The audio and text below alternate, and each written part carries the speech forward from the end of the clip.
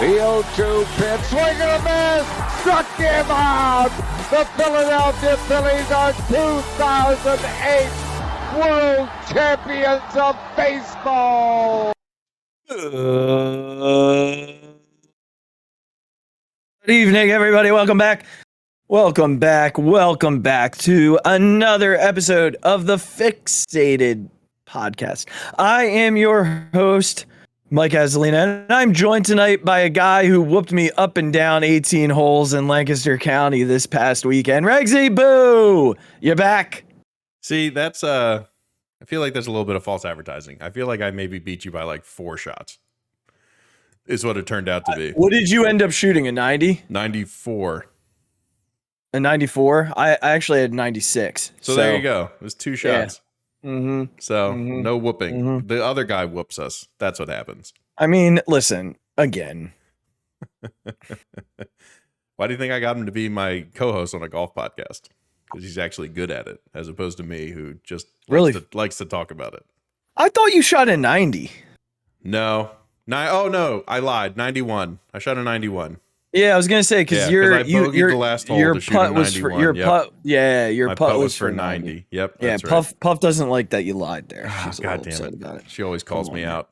Be better than that. I know. You gotta be better than I that. know. It was a lot of fun though. We had a good time. Listen, I know he kind of ruined the surprise. He was a little hungover. Yeah. He was a little tired. You know. Yeah. It's a late night for him. Yeah. But for those of you who don't know and didn't yet check out our social media pages, we golfed on Sunday morning together. We actually, what day was it? I think it was Wednesday.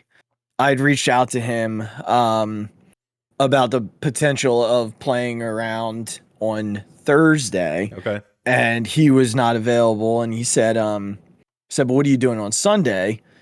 Because Regs is coming out to golf and I want to surprise him. And I was like, oh, I can play on Sunday morning. And so I get to the course on Sunday. I'm like, where you guys at? He said, we're coming up 18. I didn't know you guys were playing 36 holes, by the way. We played 6 a.m. First tee time off. Just the two of us flew around. And then we had that other one scheduled for like 9:10 or something. Yeah. So then you guys came to the clubhouse and I was all excited to like bear hug you from behind. And you did not have the reaction I was anticipating. I know. I'm not a good liar.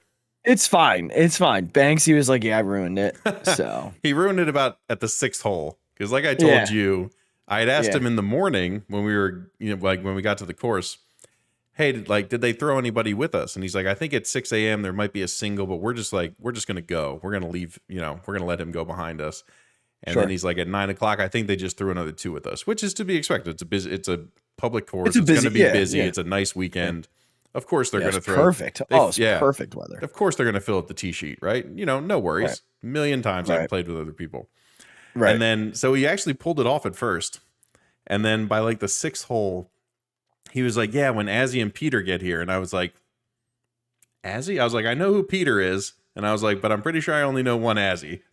Unless you're talking about a different one. And he's like, damn, I wasn't supposed to tell you that. It was supposed to be a surprise. Yeah. And then I think like 2 holes later, I was like, is Azzy really coming? I was like, are you serious? Because that's a great surprise. And sure enough, there he was, bear hugging me from behind. That's right. No, we drove 18 holes together. So I did 2 things throughout this round of golf. The first was complain a lot because I had played 2 rounds earlier in the week. So basically Thursday, Friday, Sunday, but had the option to play on Saturday and turned it down. And boy, am I glad that I did. Friday was my best round of the 3. And I don't know that I would have been able to swing. By the end of this round, I couldn't even get the club around anymore. It was like, it was a struggle. See, I think I'd rather do that though. Playing 36 in a day, when I got home, I luckily mustered up the energy. I had to build some shelves for my wife in the garage. Yeah, I remember you saying that. Yeah. So I did it. So I did that. So I got home. I literally didn't do anything. I got right into the garage, started cutting wood, doing what I had to do to get those up because she's been asking me forever and I had to do it. Right. So I did that. And then I literally went to sleep at 7:30. After I had the boys in bed, it was like 8 o'clock and and Angela, usually we get the boys in bed. I read with my middle son, Chase. She reads with our older son, Cole.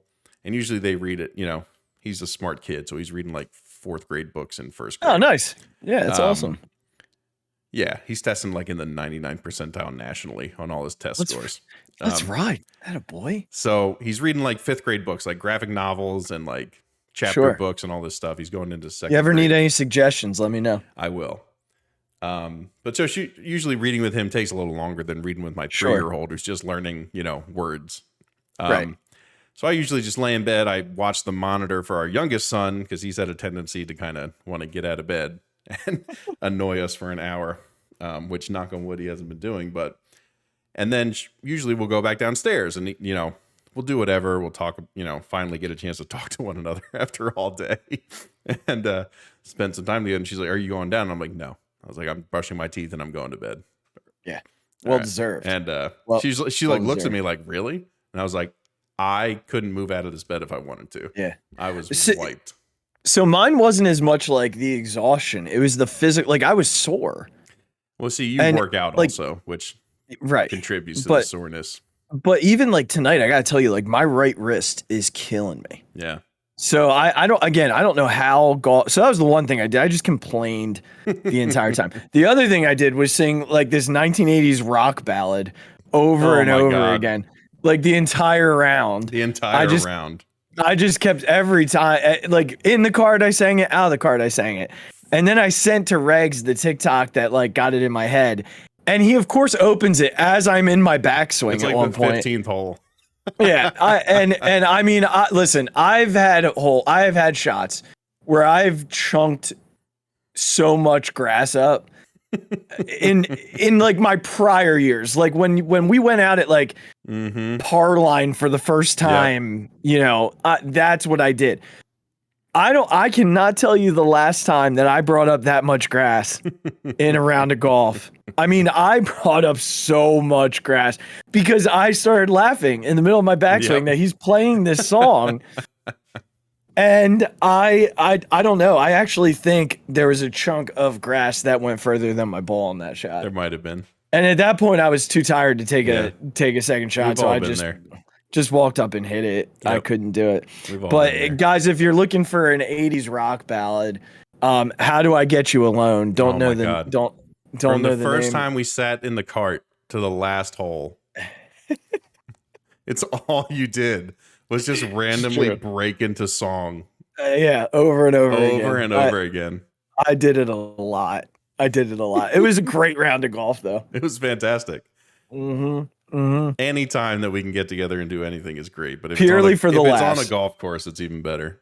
You know what I think we should do, honestly, is we've been talking about doing the Marketing Summit podcast. And we talked a lot this weekend, like while we were golfing, about like what that could look like and how maybe just the three of us, since we've been doing these podcasts, just do one together. Yeah. But I think it would be cool, Regs, and it would be interesting to get like listeners from both podcasts to listen to that one, would be to offer a listener who can answer some sort of trivia question, put them in a raffle, and the winner of that raffle we'll pay for their round of golf. They can come out and golf with the three of us. Because if you want to be entertained, that's a way to be entertained. That's certainly that's a really good idea.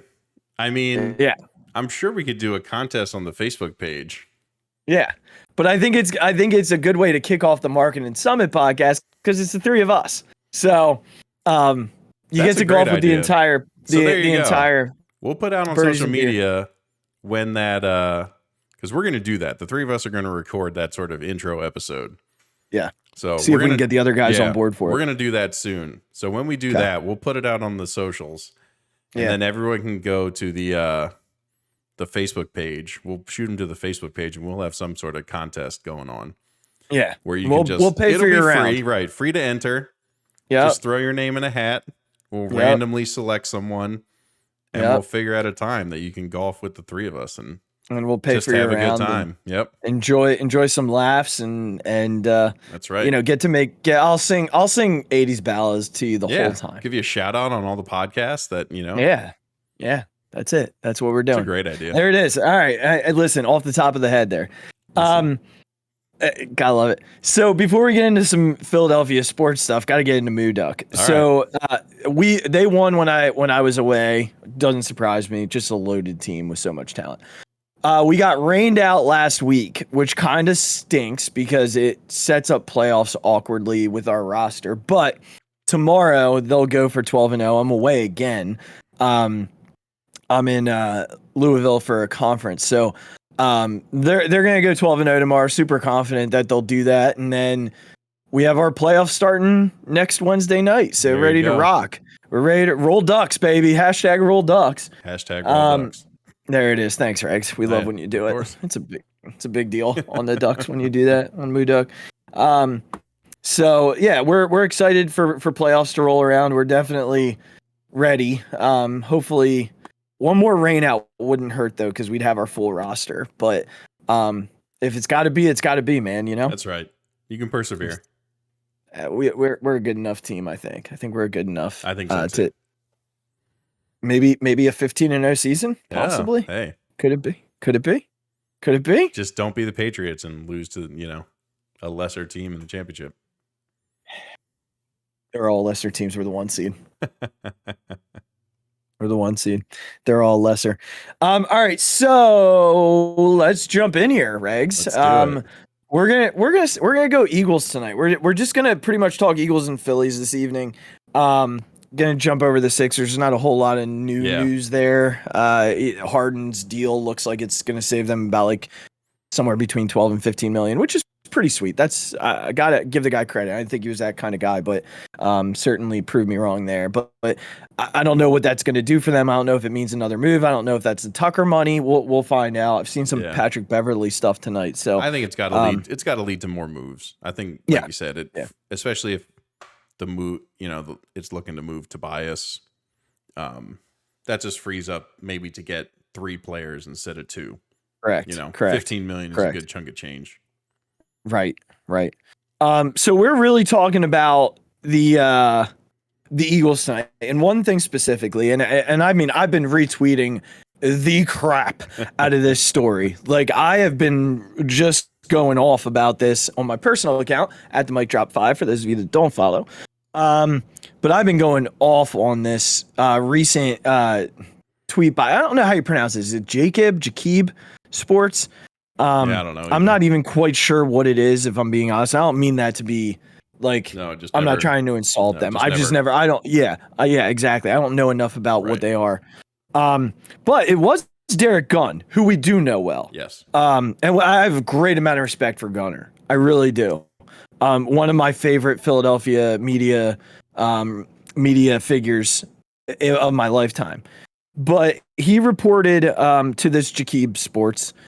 One person said, this is a quote, one person said, "Let me give you a scenario of what he went through in one day of practice." This is about Jalen Hurts. It was a 10-play scenario. He had 3 picks, 4 incompletions, and 3 sacks.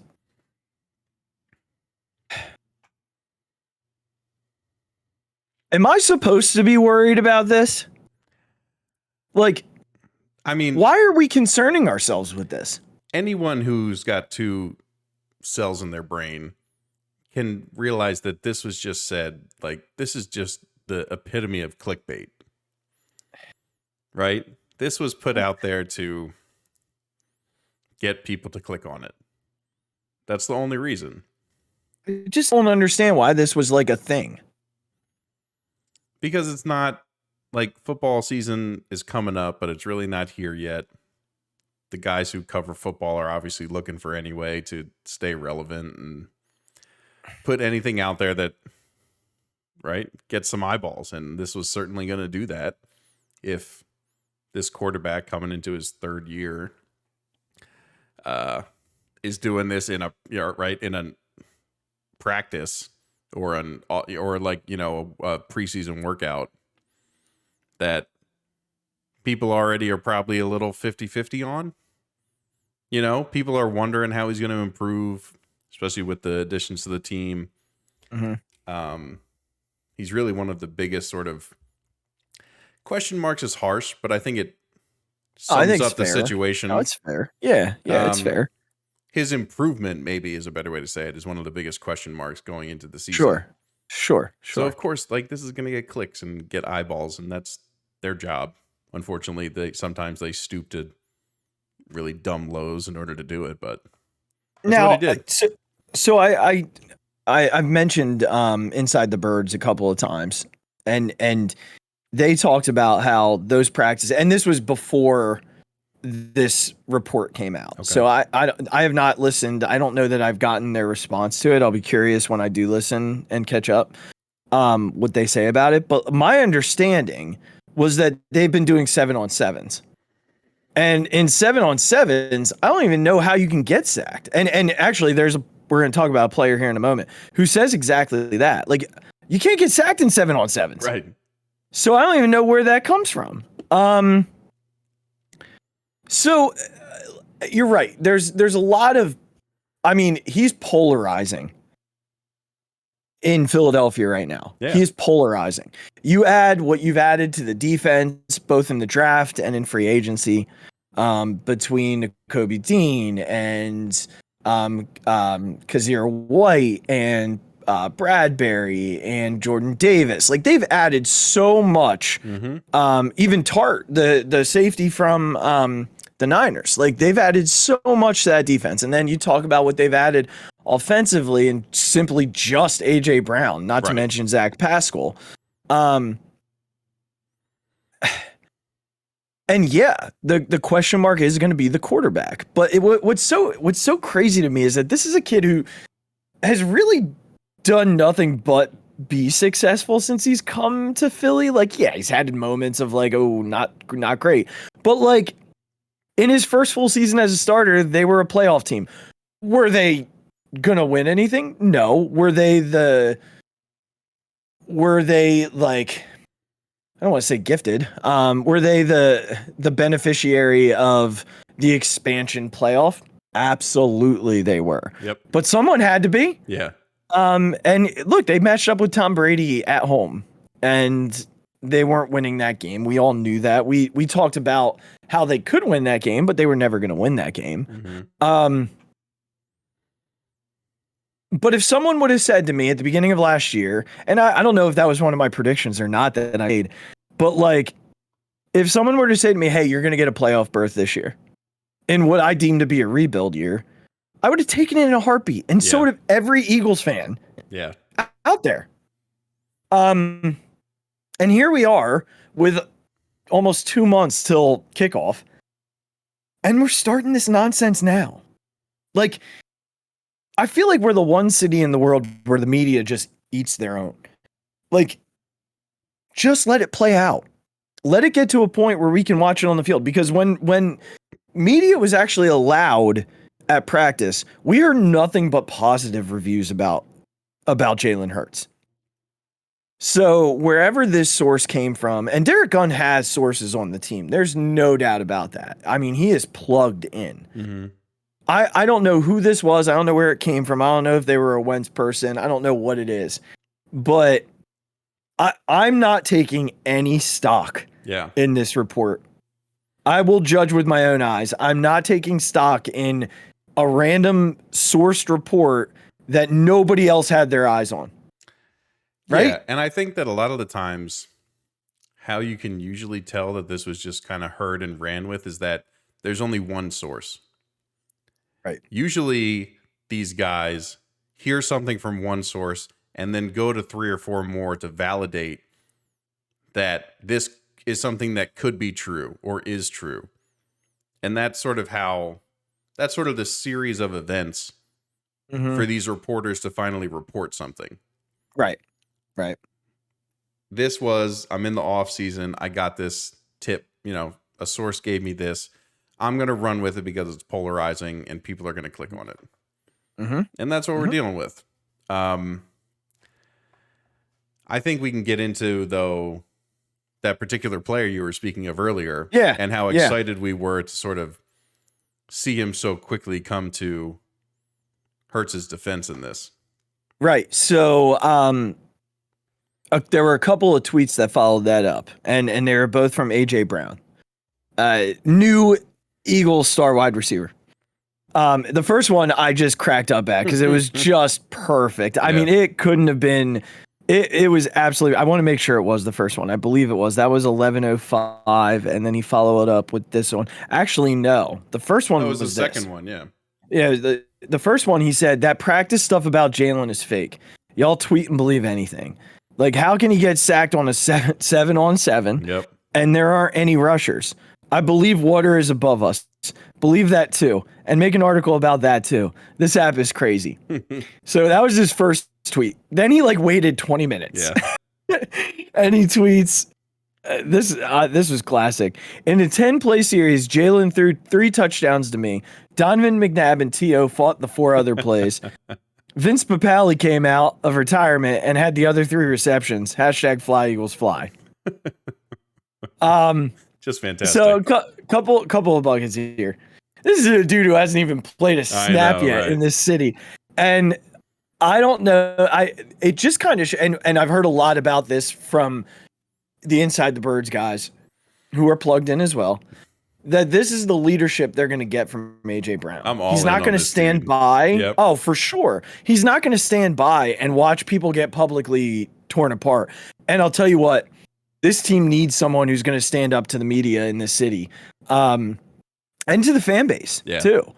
Because again, as much as I love being a Philadelphia sports fan, there are definitely fans in this city who are reactionary in nature and that just can't take a breath and look at the bigger picture of what's happening. Like people that continue to criticize Howie and can't step back and say, you know what, I was wrong. It's okay. I was wrong. Across the street, Kyle Schwarber, they can't say I was wrong. He's better than what I thought. I criticized him too much. Like those things that exists. And I think it exists in a lot of fan bases. But we needed an athlete like this, like AJ Brown, who's going to come out and say these things in these moments and put it to rest. Because the second that he said that, it chilled quite a bit. Oh yeah.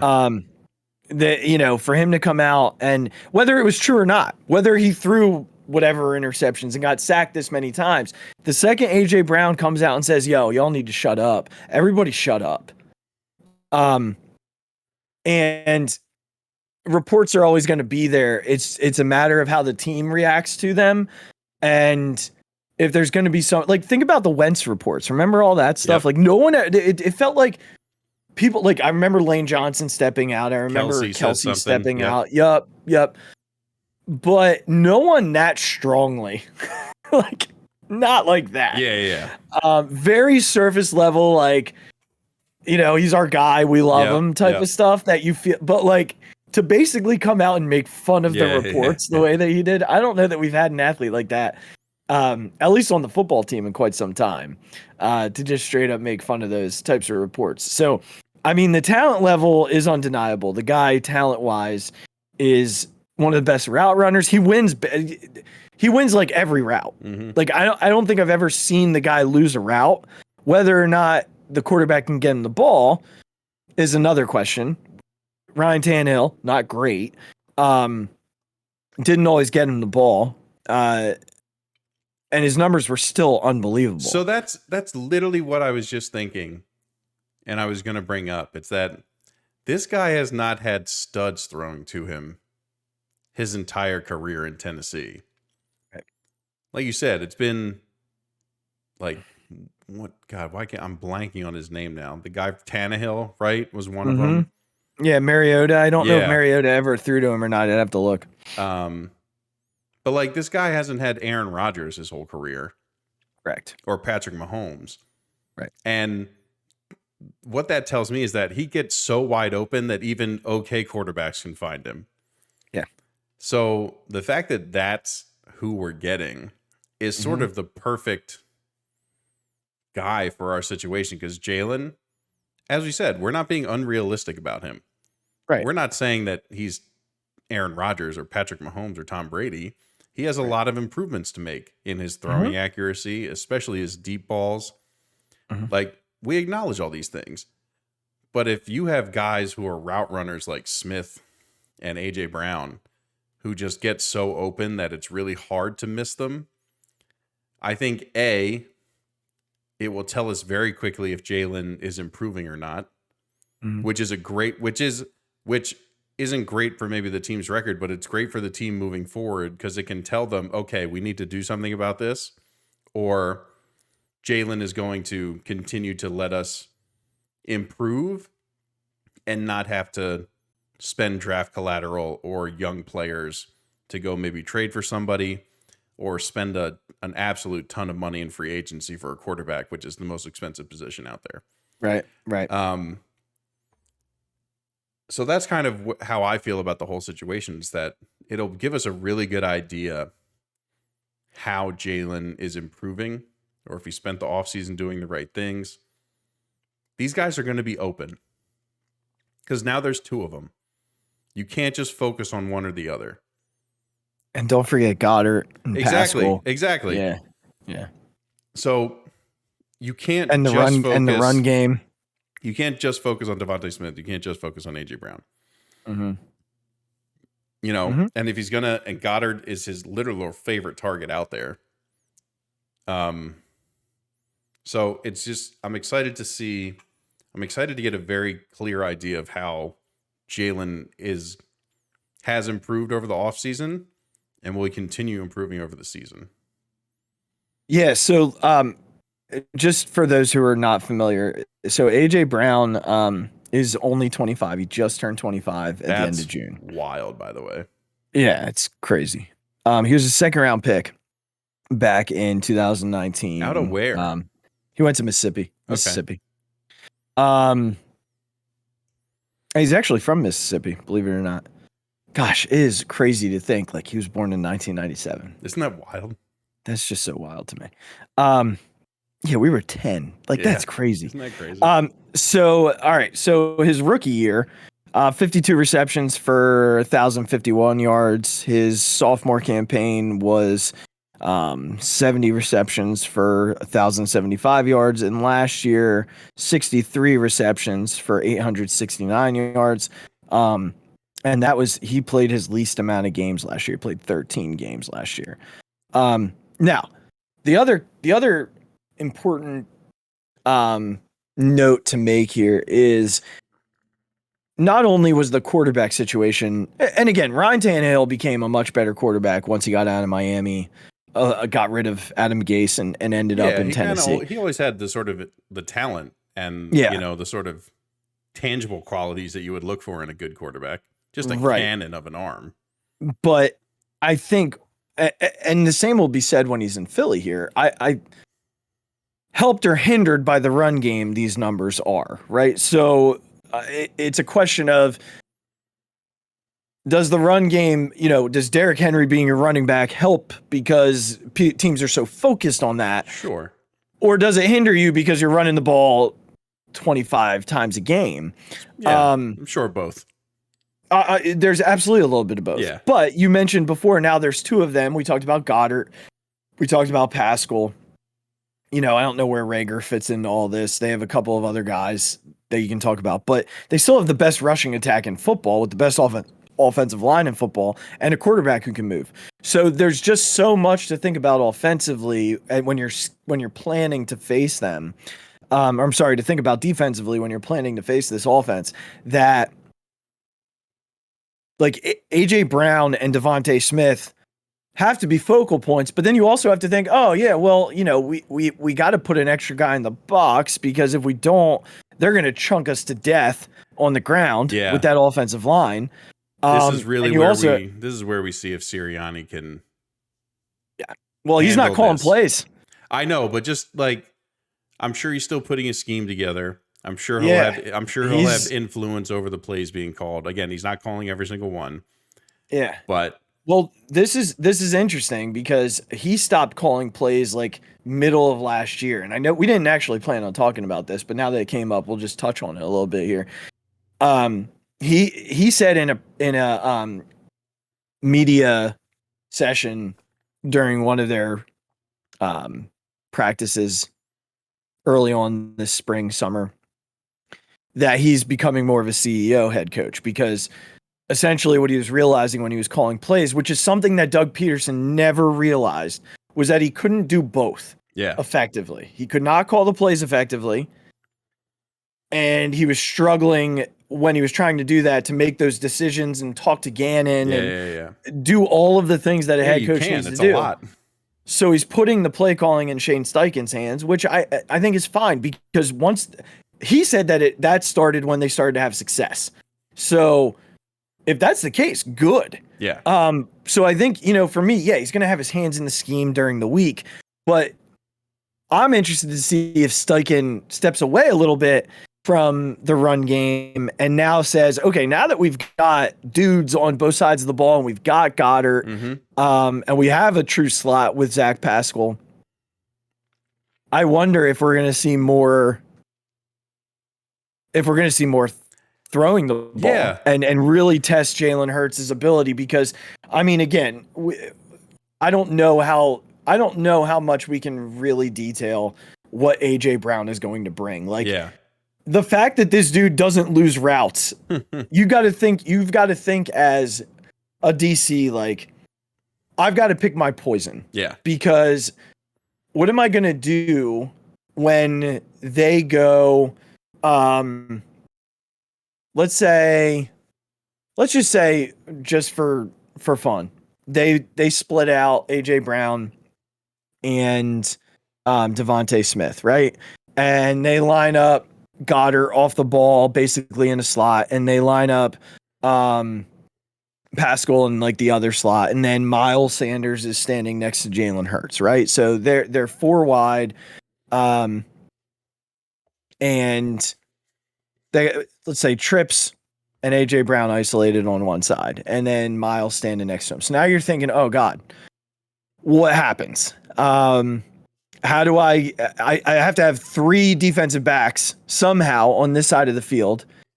Do I slide a safety over top of AJ on the other side, or do I slide that safety up into the box and pray that we can stop Miles? There's just so much to think about. And where are you sending your best corner?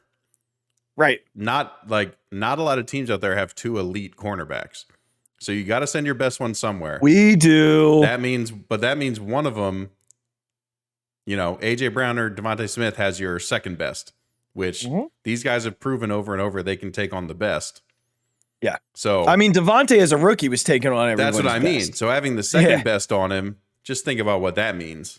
Yeah. And in most cases, it's going to be one-on-one. Yes. So that comes then back to, can Jalen make those reads? Can he get through his progressions quickly enough? And, if they do want to shade people over top of both guys, that means Goddard's going to be one-on-one with a linebacker. Can he get back underneath to Goddard? Because Goddard with a slot corner, with a nickel corner or a linebacker is a disaster for a defense. Yeah. It's a straight up disaster. Yeah, you hit the nail exactly on the head. The biggest thing, and I think when we talked about this during the season, I think Ryan Russillo brought it up on one of his podcasts. He was talking to a college football guy that he knew who had watched Jalen a lot at Oklahoma. And he said, out of all the quarterbacks that he's watched, he was the most prone to look at one read and then bail.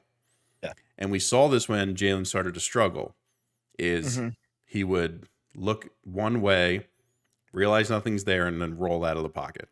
Yeah. But we did see improvements on that late last year. So like I said, when he was struggling, that's what he defaulted to. And it's one of the things when we kind of did the wrap-up pod, that we said this is one of the huge areas that we need to see improvement from him. Because exactly what you just said, he now has a progression where he has to get to it. There's just too much talent for him to look one way and stop. Like, you have to know that I have guys everywhere who could be open. I have to be able to get through my entire progression. There's the light. There it is.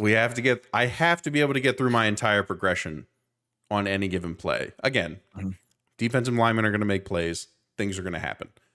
But, outside of that, I need to be a good enough quarterback to get through my progressions, because I just have too much talent in order to just look one way and then if I don't see anything, to bail out, because now the play's over essentially, and everybody's ad-libbing.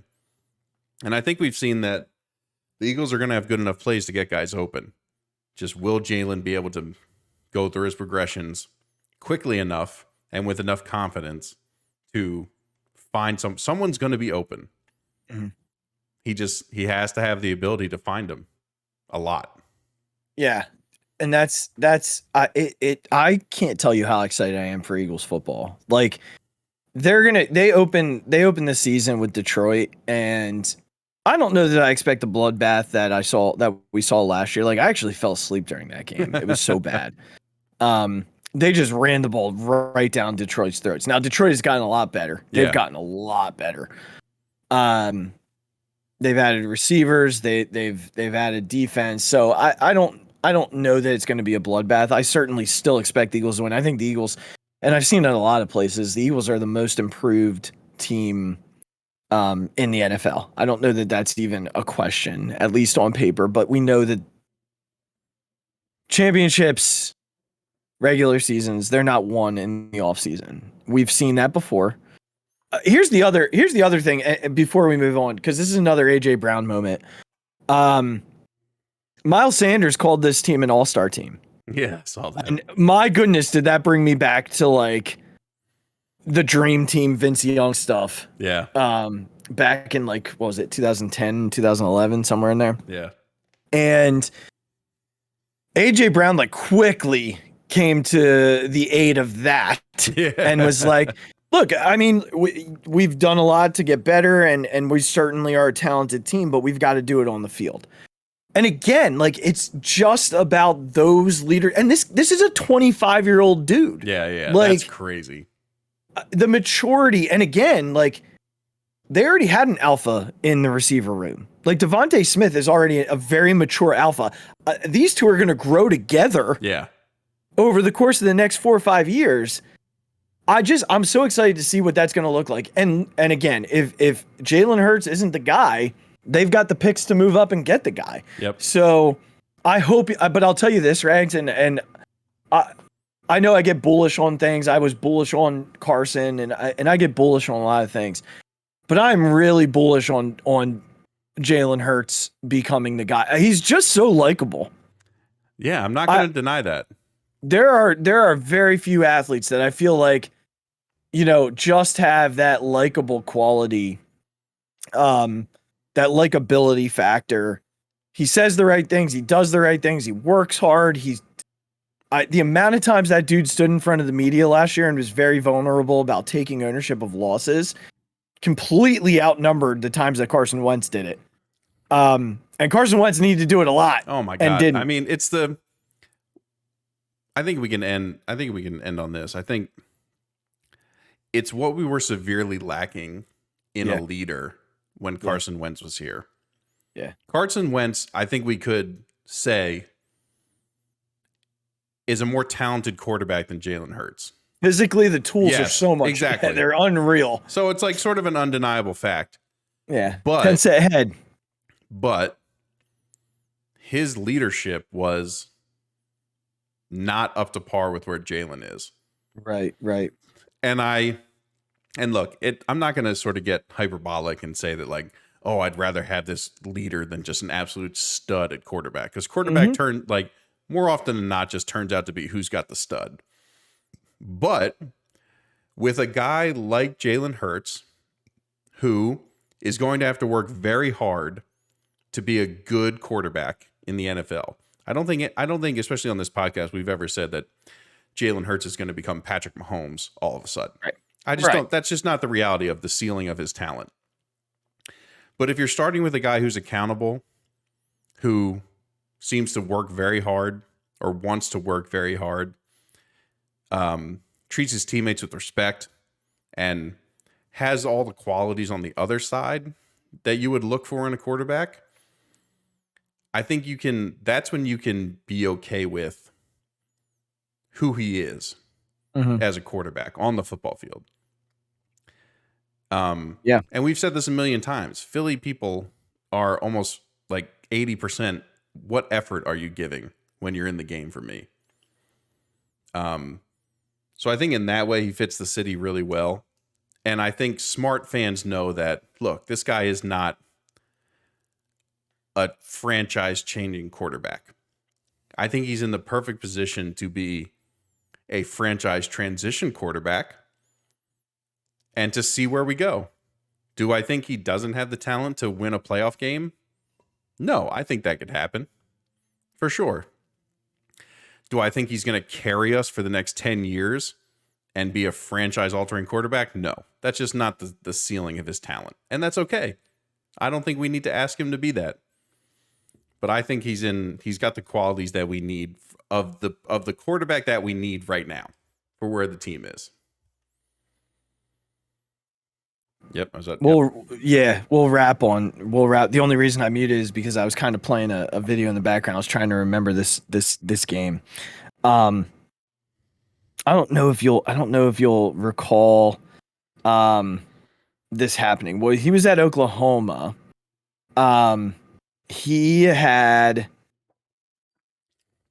a game, and I think it was against Baylor. I'm double checking it real quickly. Is this the on-field interview with Holly? Yes. Yeah. Yes. And this kind of sums up Jalen Hurts. It was against Baylor. Listen to his numbers in this game.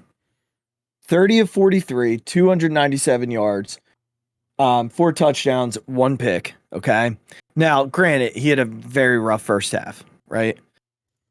Won the game, comes back after interviews after the game and says, look, I put us in a horrible spot and I'm glad the team could come back out and do it.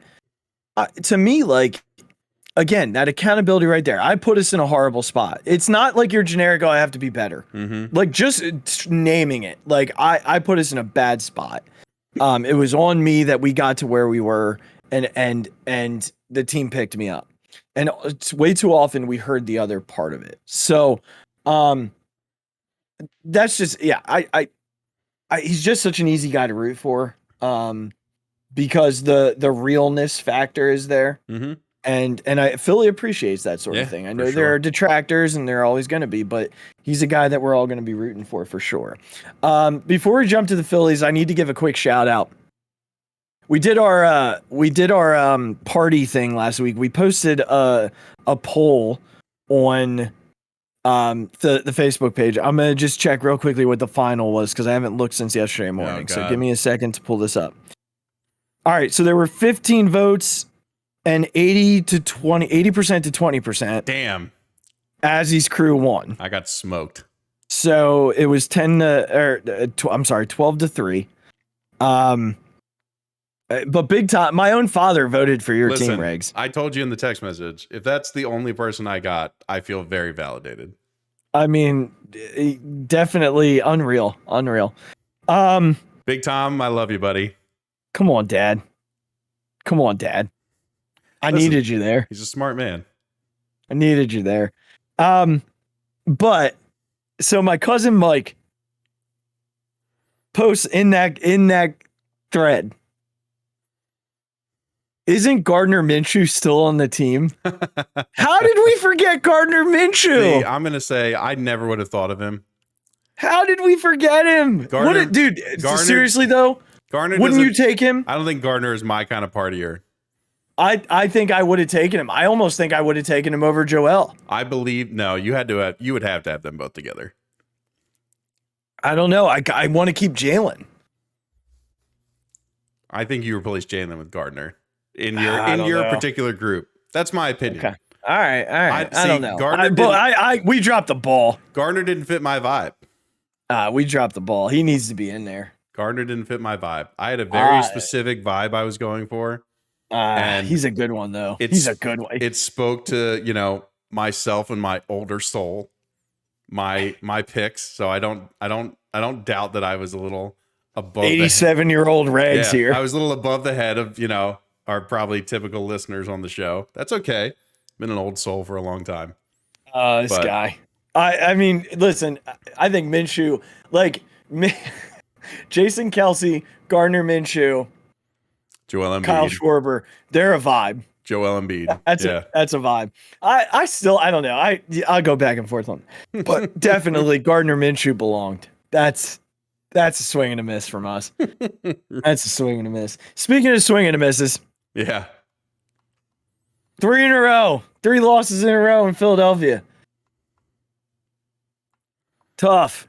Yeah. I mean, all by like what, 1 or 2 runs? Well, last night they got the doors blown off. Well, that just kind of turned into whatever.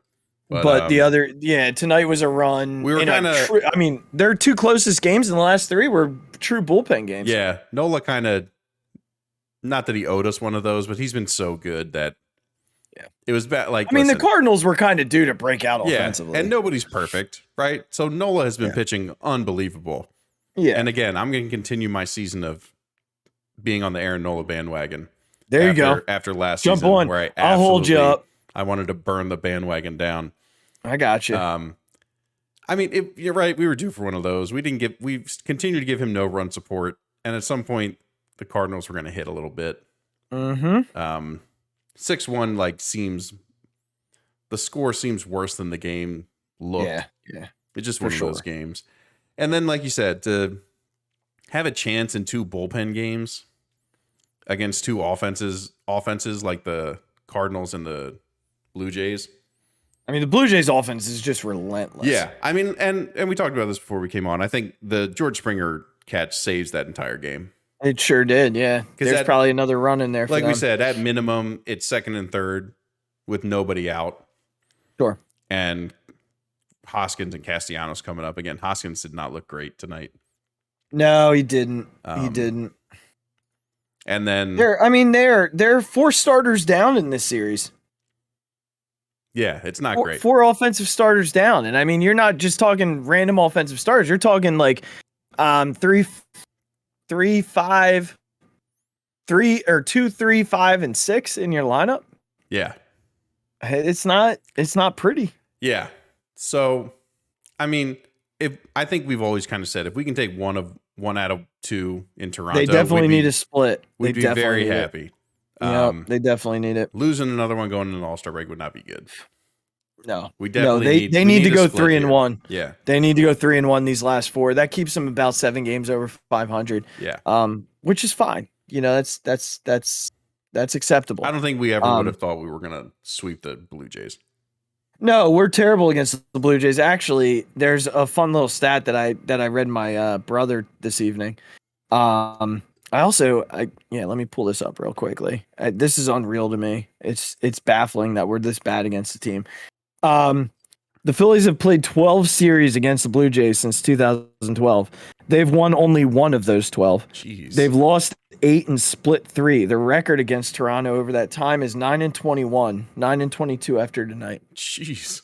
The best they can do is split, which would give them 4 splits. The Blue Jays haven't been good for that long.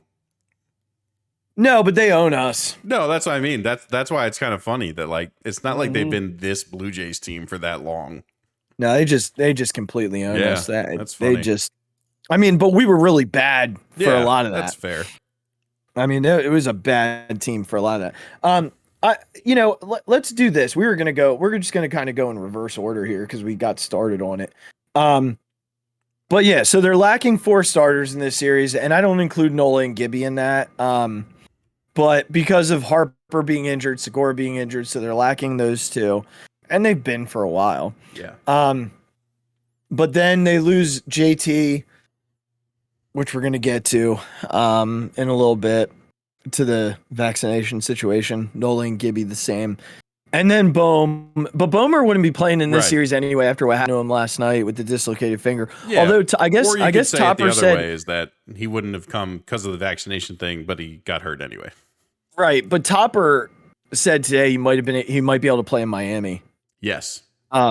Because it's not broken. Right, depending on the swelling and pain tolerance, right? Right. So that would be big to have him back. Yes. Because he was red hot. Yeah. I mean, he was scorching hot. We seem to keep losing our guys when they're absolutely on fire.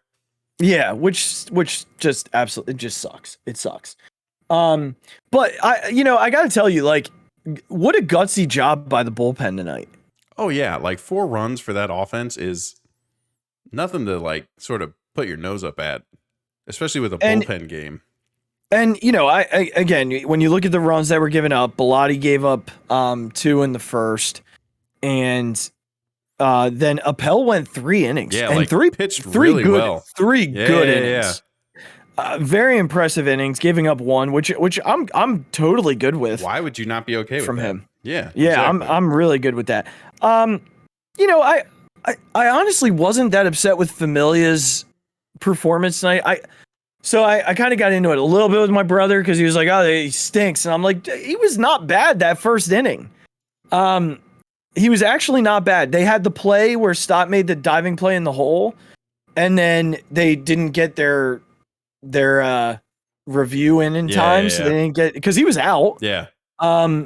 You know, so they had to work through that. I guess that was the ending with the double play, right? Where Reese turned the double play. So like, it's like ball doesn't lie type of thing. Yeah. And then, this was an inning. This was a game where they were going to get greedy with him because they had to. Right. They had to. He was trying to strike lightning in a bottle.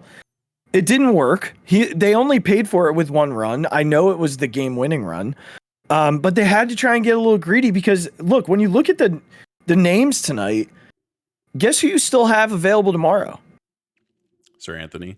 You still have Sir Anthony available tomorrow. Right, Brad. You still have Brad Hand tomorrow. Who else? Well, you got Wheeler going, so you're hoping for 7. Right. So, you're hoping for at least 7 tomorrow. And one of these guys should be able to give you another inning tomorrow. Like Nelson should be okay, right? Knable only threw 2/3 of an inning. Nelson didn't pitch tonight. Yeah, right, exactly. Yep. Alvarado's probably out. Familia's probably out. Appel's definitely out. Yeah. Bilotti might be able to give you an inning tomorrow too. So, I look, we knew coming into this that a split was the best they were going to do. I think when we talked about this last part of the first half, I said I want split in St. Louis, split in Toronto, and win the series in Miami. Mm-hmm. They did that in St. Louis. We're going to talk about that in a second because God, that's a letdown series. Yeah. They still have a shot to split with Wheels tomorrow. It's just going to be whether or not the offense can do what they need to do. Great performance from Stotty tonight. And then, you go to Miami, you got everybody pretty much back. Hopefully Bomer can play. And then you set yourself up for the post All-Star break. So, now the problem is that St. Louis is winning tonight. They're beating the Dodgers. They have 1 more with LA tomorrow, and then they end the first half with the Reds. Yeah. And I don't anticipate the Reds the Reds have been playing well. Yeah, perfect, because we get them like right out of the All-Star break. So that's they'll have cooled off by then. I just mean we need them to beat St. Louis. Well, hopefully they at least take one of those games. Let them ride the hot streak into the All-Star break. we got to go into the All-Star break winning some of these games. But let's just briefly touch on that Cardinal series. Yeah. I do want to say this. Now we'll talk about that. We'll go back to it. So let's just talk about the Cardinal series real quickly. What great performances the first 2 games of that series, pitching wise, to win those games 1-0 and 2-0 the way that they did. Just great gutsy performances from both Wheeler and Gibby. Like, what a great job by Gibby. That was a big let's pause. That was a big deal. Because after that start in Philly, to come back and face the same lineup and shut them down for what? He went 7, right? Yep. Like I'm pretty sure he went 7. That was a big deal from him. They needed that from him. Absolutely. So, being able to come out basically a week to the day, the team only gets you 1 run and you go 7, giving up 2 hits. You don't walk anybody and strike out 5. Yeah. Like, I know he was struggling up to that point, but man, what a big start from him. And then obviously Wheeler the night before, who just continues to do it. 7 innings, 5 hits, walked 1, struck out 5, almost an identical line to what Gibby did. Yeah. So you win those first 2, and you're sitting there like, all right, well, Sunday's kind of a throwaway. You got the Penn game, anticipating that loss, and they're hanging in that game like all day. Schwarb hits the big home run to go ahead. The problem was Sir Anthony had thrown 3 times in 4 days. Yeah, it did not look like himself. No, he didn't have it. And they wanted to go there, and I'm okay with them going there. But you almost wonder if it would have been better to go Hand or Knable in that inning. And unfortunately, that's what it is. But you still go into Monday thinking, all right, well, Knowles is throwing and he's been pitching really well. Mm-hmm. They grab a couple of runs and maybe they'll be okay. And it just wasn't in the cards. Yeah. No pun intended. But that series, man, that's a letdown for me. I know I'm sounding a little greedy in saying that, but like, you win the first 2 games on the road, you're in a 4-game set, you're definitely thinking that's got to be a series win. Like, that's got to be. Yeah, I think you're right. I think it's a letdown because, like you said, it's almost, we would have felt differently if they had lost the first one. Yeah. And then you just you're like, all right, well, this happened. Sure. Let's just see what we can get. And if we had won the last 2, we would have been very happy with a split. Yeah. I think when you go or in like with the one lost, like, yeah, would have been fine. When you go in with the momentum of winning 2, and with Nola pitching how he was pitching, you sort of expected that game to just be on the offense. Can they score enough runs? Right. Which again, the offense continues to be the most inconsistent thing about this team for the past 3 months. Well, let's just say the past month after Harper went down. But I think you can be right, and we can also be okay with it at the same time. I think that's sort of where we're at right now. I agree. I wish we would have had 3 out of 4, and I can also agree that it's probably being a little bit greedy that we go into St. Louis and win 3 out of 4, with how inconsistent the offense has been. And like you said, I am going to remain on the Nola bandwagon and just, it's going to happen. He's been pitching so unbelievably well that, this is going to happen. Nobody's perfect. It is what it is. But I think you're absolutely right that we need a split in Toronto, and we absolutely need 2 out of 3 in Miami, or with Miami, before we go into the All-Star break. And then hopefully people can get right. Gene's a week and a half closer to coming back. Harper is a week and a half closer to coming back. And we just try and get some consistency in this damn offense, man. It's just, yeah. Again, we could talk about this for hours if we had to, but it's just where this team is at right now. I'm still, I can't take a ton of solace in that series. Yeah, it's fair. It's fair. I'm at, because here's the thing, and this is a chance to almost bury a team that is plugging right behind you in the wild card standings. We haven't been in the playoffs in a decade. Mm-hmm. And you have a chance to step on their throat, go up 2-3 games. And here they are now. They're back breathing down your neck. If they win tonight, they're ahead of you again. And you're out of the playoff. You're out of the playoff conversation. Now, the good news, Rags, and what I will say, because they won 2 of 3, they won the season series against the Cardinals. So that gives them the tiebreaker over. There's no more 1-game playoff. It is just head-to-head out of division. So you've got the tiebreaker now over both the Cardinals and the Brewers, and you've got the tiebreaker over the Padres. Now, they do have the Giants left, so they're going to have to find a way to come away with that tiebreaker. Mm-hmm. But they're in a good spot in regards to, if there should be a tie on the last day, 3 of the teams who are kind of hovering, they own the tiebreakers over. Yeah. But I think at the same time, that also speaks to, like, this team can beat playoff teams. Yeah. Because the Brewers are a playoff team. The Cardinals are a playoff team. The Padres are certainly a playoff team. Yeah. Because the Padres are ahead of the Phillies in the standings right now. So, yeah, it's certainly something to, kind of keep your eye on as we move toward the break. A win is imperative tomorrow. Then you have a day off. Absolutely. Gene should be back close to, like, maybe I'm thinking that first week in August is doable. Bryce will be 4 weeks out of surgery 2, 3, 4. He'll be 4 weeks out of surgery on the 28th. Okay. His recovery time was 4 to 6 weeks, but he didn't put a timetable on his return. So, you know, I'm hoping for September. Yeah. I'm hoping for September. I'm hoping we get Gene back. And at that point, Regs, I'm hoping Gene's playing second every day and Bryson Stott's playing shortstop because Didi stinks. Yeah.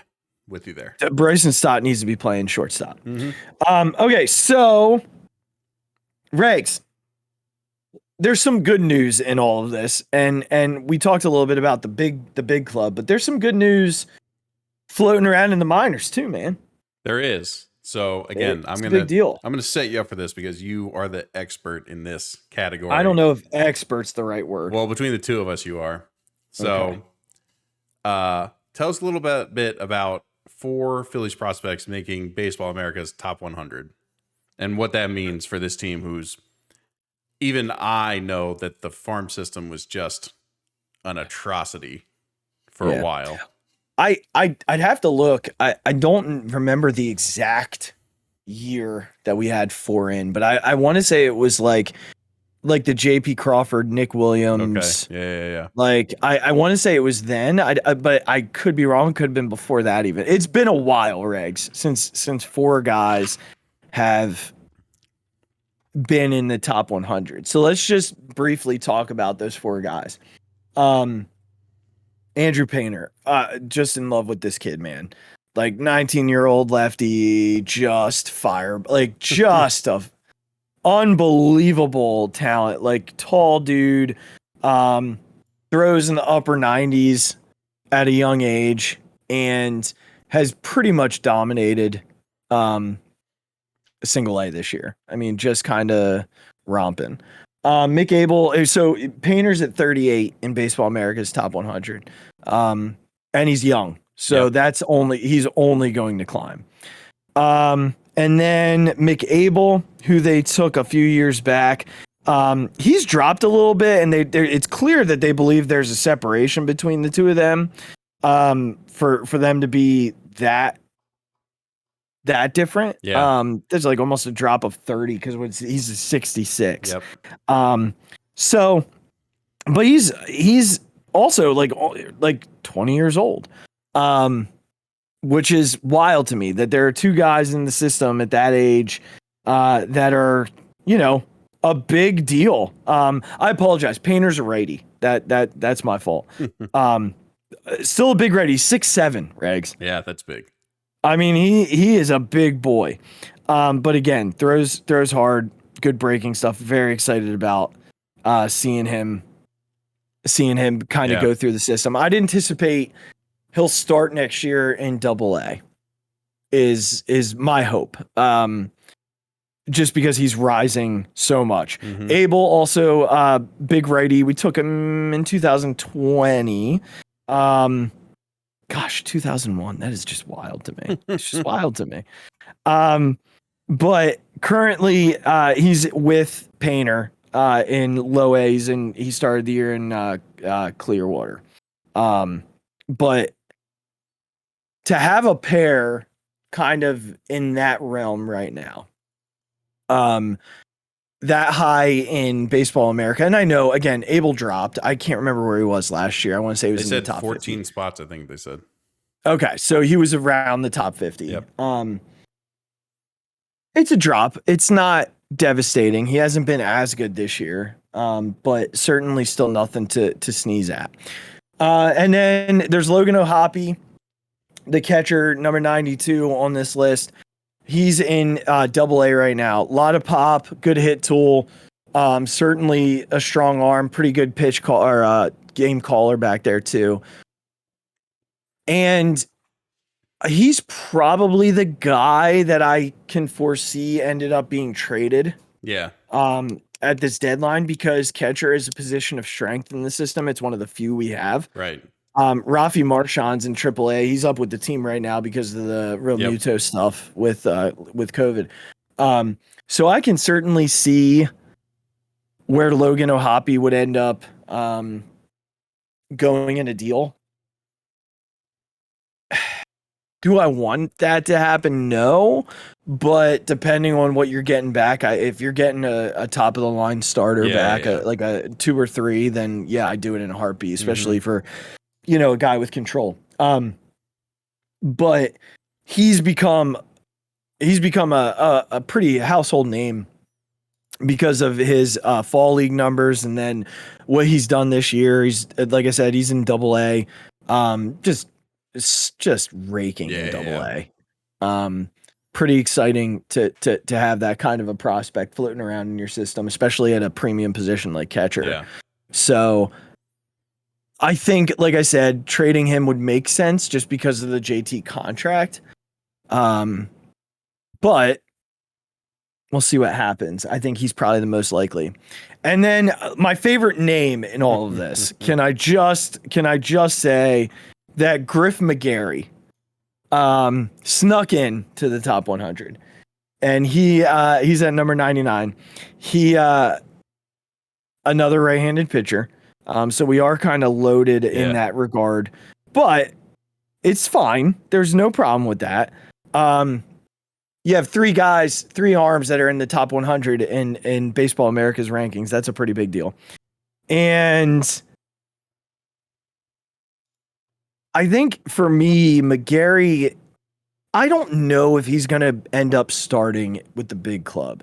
I think they're trying to fast track him a little bit. It wouldn't shock me if he found himself with the big leagues this year. He's had 1 start, I think, since getting to Reading. I'm trying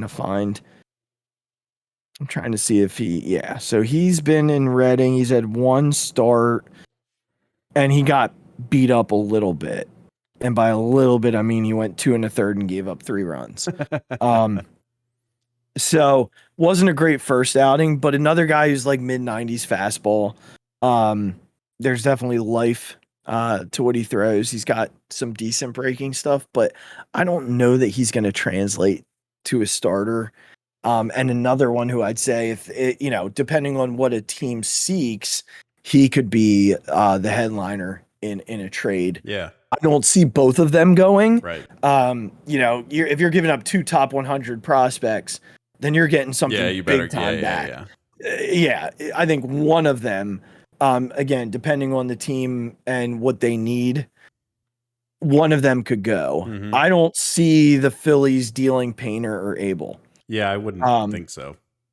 But you asked before, what does this mean for the organization? This means a lot. And I've talked to this a little bit on the show before.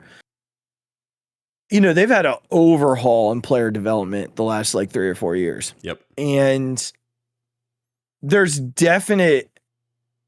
we're starting to reap the benefits of that now.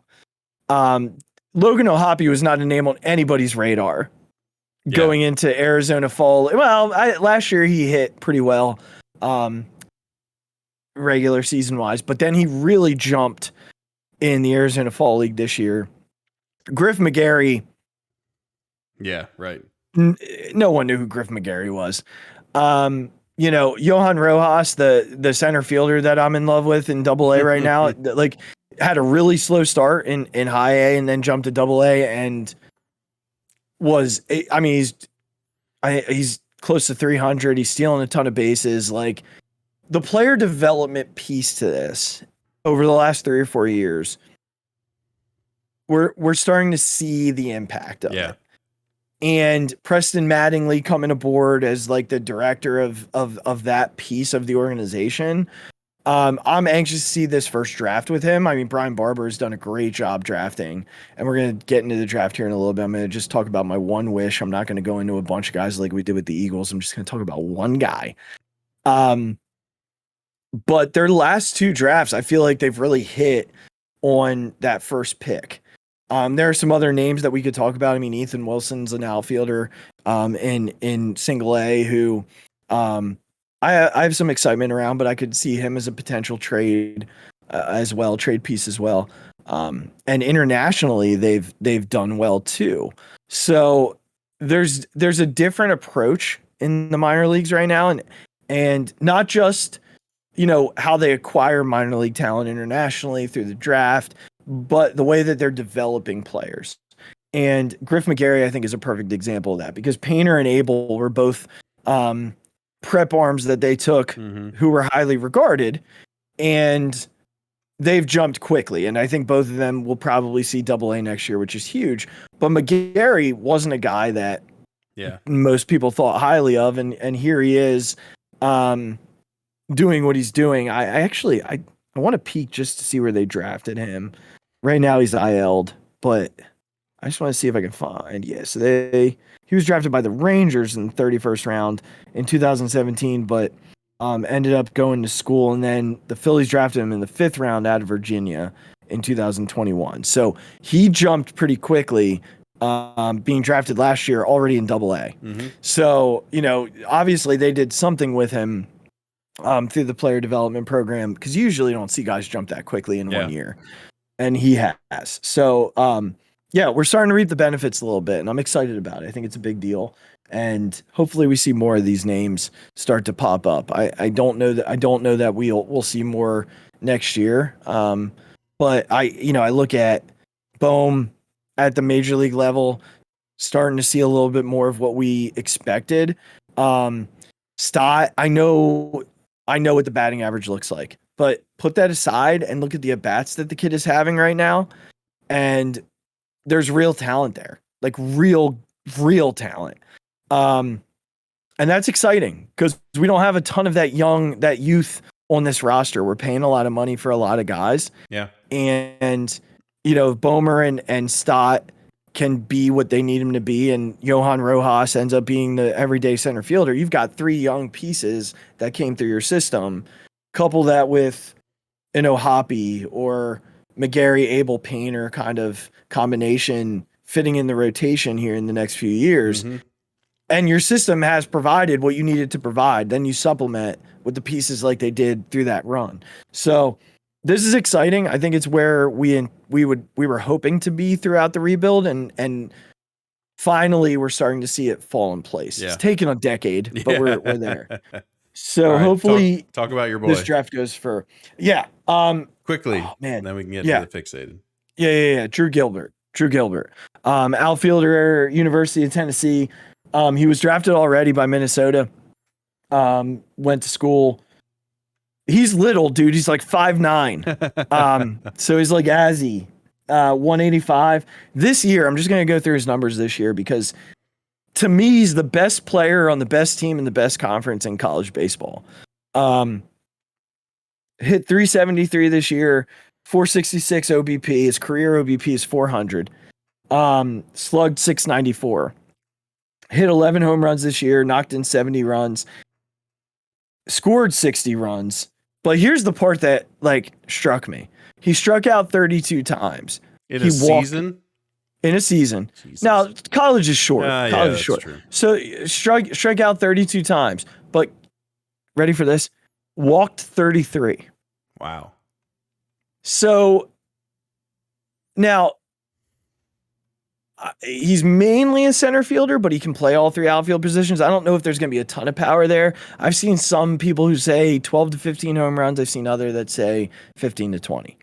The hit tool's real though. You're probably getting that 285 from him. He's projected to be a solid outfielder. I saw comparisons, his comps are Cole Calhoun and Adam Eaton. That's a solid Major League Baseball player. Yeah.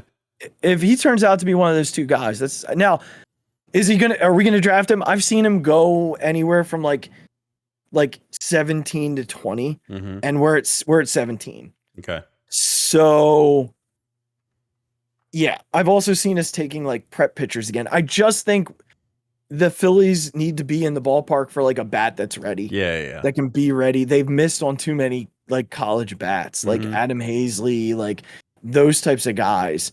And even high school bats like Moniak, Cornelius Randolph, they've missed on too many of those. They need a guy who's going to come in and be able to help impact the team. And I just love this kid's attitude, man. He just reminds, he's just got he's a dirt ball. And I think he's my hope. If they don't get him, I'll probably talk myself into whoever they get. But there you go. This is my hope. They don't have a 2nd round pick. So, Drew Gilbert outfielder, University of Tennessee. That's the guy I want to hear called when we get to number 17 this weekend. So I like it. Keep it in mind. If he's a Philly, buy the jersey. We're going to keep it in mind. Buy the jersey. All right. You heard it here first, people. If it's Drew Gilbert, you'll get a video. If it's not Drew Gilbert, you'll get a video. If he's still on the board and it's not Drew Gilbert, you'll get a video, and I'll talk myself into whoever it is. All right, so fixated regs. Here we go. Man, I hate that it's always so negative. I want it to be positive. So the Phillies have 4 players not playing in Toronto. We'll name them again. We already talked about them. Alec Boehm, JT Realmuto, Aaron Nola, Kyle Gibson. 3 of those seem to be on beliefs. One of those is for health reasons. Kyle Gibson was pretty open with the media and saying that, like, his doctor said with his colitis, it's not a good idea. Which I get. I respect that. Yeah. I respect it. Aaron Nola was pretty clear last year he wasn't doing it. So okay, cool, whatever. Alec Boehm, same thing. Like, I had it, whatever. Not getting it. Fine, cool, whatever. JT Realmuto, last night we heard his comments. He's had it twice. And I believe his exact quote was, I've had it twice since it's come out. Like it's some freaking, since like it's a movie release. And, you know, he talked to a doctor and, you know, I'm 31, I'm a healthy athlete. So I'm not gonna, you know, I'm not gonna put it in my body. Canada can't dictate what I do and do not put in my body, so on and so forth. And Regs, look, I'm not here to argue your choice as a human being. I'd be a hypocrite if I did, because you know, when it comes to women's choice, like, I'm a proponent of women's choice. So if I'm going to be a proponent of women's choice, I'm not going to be a hypocrite and go criticize people who do that. I have my beliefs. I've got the vaccinations. I think it's the right thing to do, not just for myself, but for those around me. If you don't believe that, so be it. Okay. So I'll let that go. And I have let that go. Knowing that these guys weren't going to play. I can tell you right now, if Bryce Harper was healthy, he wouldn't be playing in Toronto right now. I think that's been pretty clear too over the course of time. Here's what I'll say about Alec Boehm. When he was interviewed before the game yesterday, it was I think he did a great job just saying it was my choice, leaving it at that. It's unfortunate that I can't play, can't be with the team, but it was my choice. Leave it there. Fine.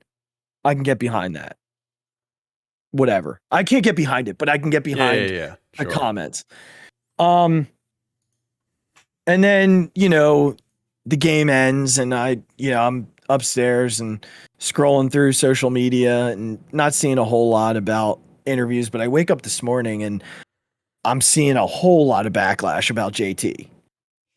So I keep scrolling and I finally see an interview. And the first thing that ticked me off was, as the media approached him, you just saw this arrogant smirk on his face. Like I know what you're coming to ask me about, and I can't wait to just say what I have like in my head. And, you know, he went on to say the whole thing about he talked to his doctors and so on and so forth. And again, I was okay with the answer to that point, because it's pretty similar to what we've heard from other athletes. But then, like, he had to take, and the question lent itself to it. Salisbury asked him about, you know, and how do you feel about this choice, knowing that you're going to miss paychecks, essentially? And just to be clear, for those that don't know, the 2 games that JT will miss are worth $260,000 in his paycheck. And his comments were, I'm not going to let Canada tell me what to do or what to put in or not to put in my body for a little bit of money, or something to that extent. Something alluding to the total dollar value being a small portion of money. And look, maybe to JT Realmuto, $260,000 is a small portion of money. Yeah. That's fine. That's fine, JT. Cool. whatever. But to the fan base, who your 2-game salary, your 2-game check could pay off their mortgages, it's a slap in the face. It's not, you don't have a pulse on what is happening outside of your world. You come off as arrogant, you come off as out of touch, and you come off as just like a, for lack of a better term, a jerk. And it's disappointing, Regs. Like, it's really disappointing to think of a guy who we were so dead set on coming to this city, being, the catcher for the next 5 years, the sign JT, like, Twitter breakdown that we had in 2020. For a guy who's not performing, those are pretty ballsy words. And especially in Philly, where they're not going to forget that small chunk of change.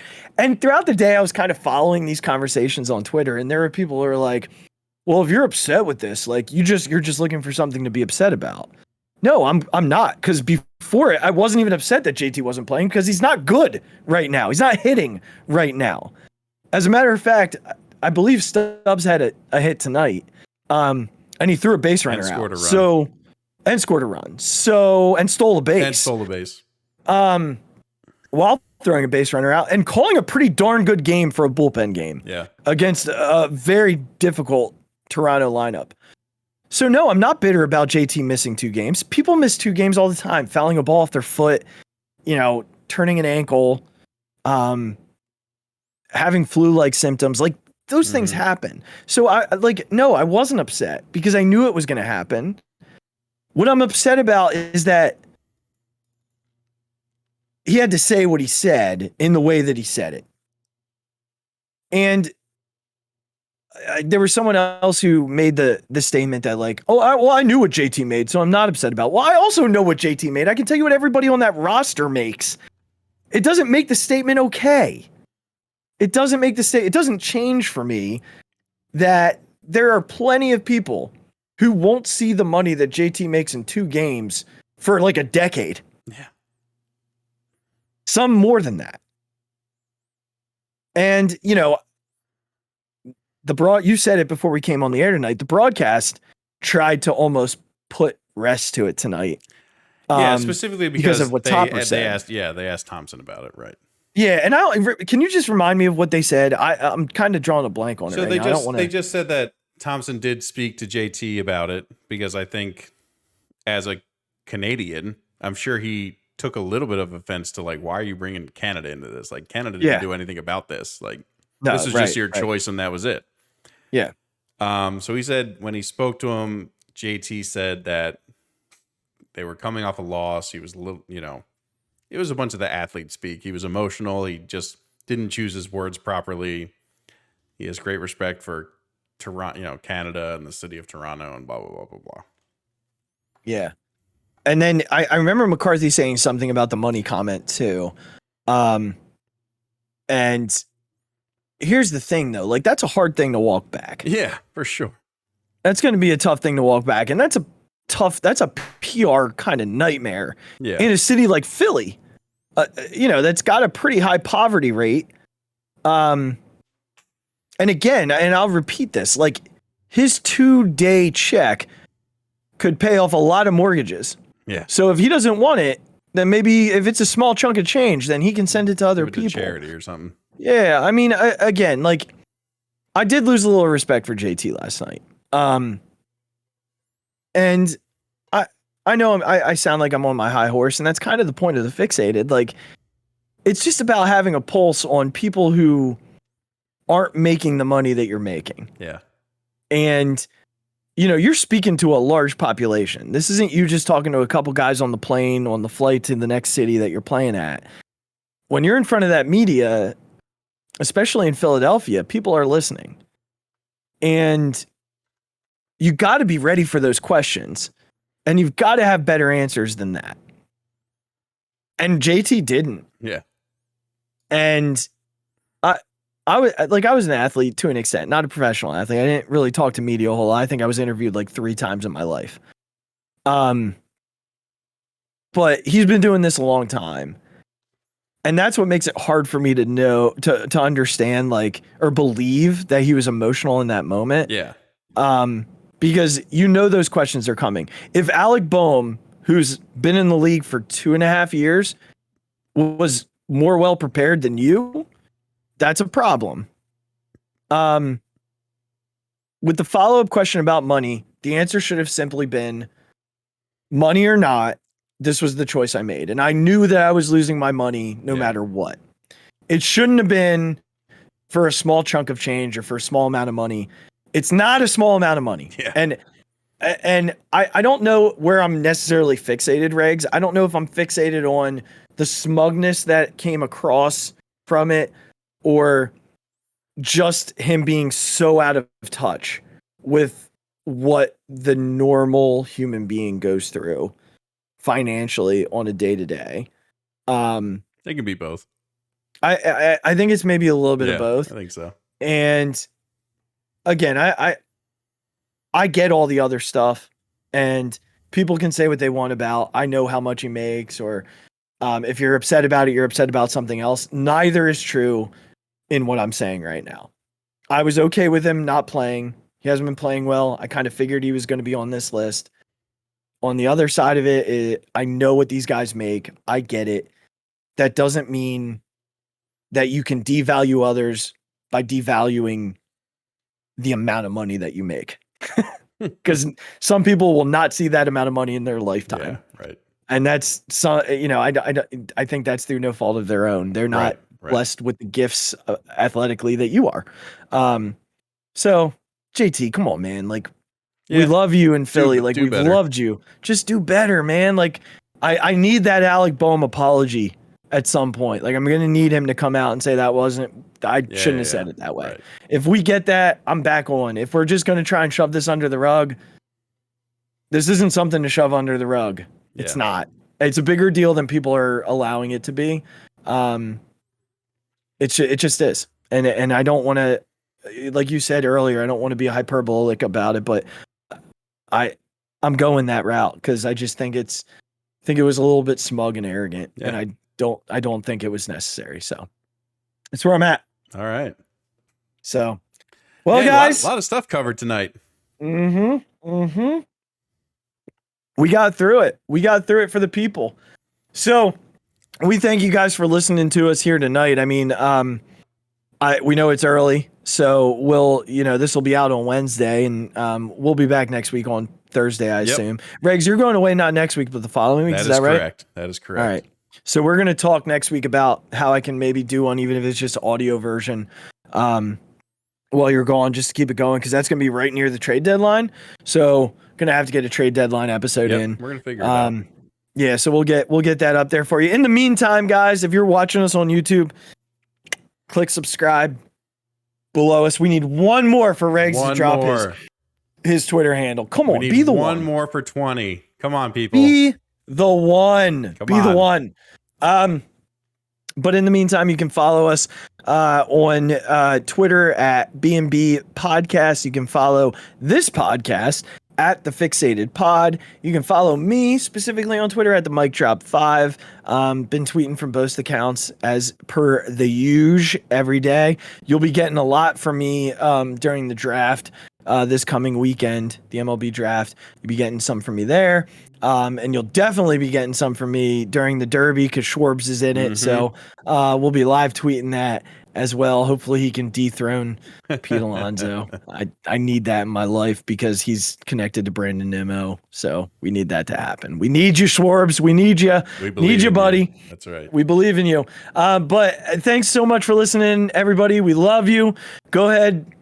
Have a great week. Be good. Be safe. Be kind. And we'll talk to you soon. Take care, everyone. Thanks, everyone. We'll catch you next week. Oh, my God. Deep to right field. Way up there and way out of here. The Philadelphia Eagles are Super Bowl champions.